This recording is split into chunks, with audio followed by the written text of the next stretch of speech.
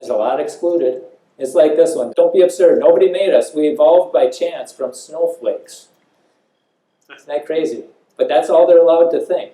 From snowflakes. So now it's time for us to start raising our hands and asking questions. How do you know that? How do you know we evolved from snowflakes? How do you know we evolved from non-life? How do you know that? How do you know we weren't created or intelligently designed? Has it ever been observed that we evolved from nothing? Have we ever observed people evolving from other animals? And are you making any assumptions? And the biggest assumption our government education is making is that there's no God. And once you do that, you paint yourself into a corner, and now you have to believe that laws of physics don't apply, that matter comes from nowhere, violating the first law of thermodynamics, and that life comes from non-life, violating the law of biogenesis, and that all the people and animals and plants that have ever lived came from a single life source, violating the law of genetics. And so, yeah, we got to keep asking those questions, and we have to define the terms too.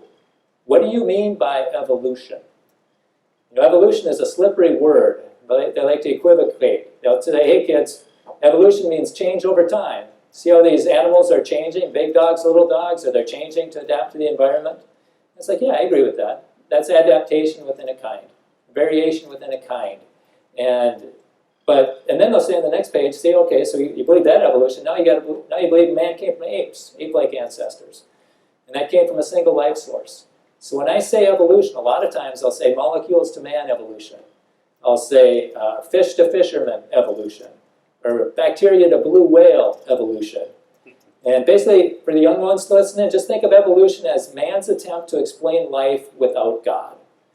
And they'll say, well, science, we believe in science. And I'll say, well, what do you mean it by science? And typically I get them to where we'll go along with the scientific method.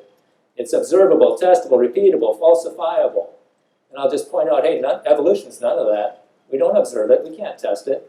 And every time you falsify it, they change the theory to adapt for it.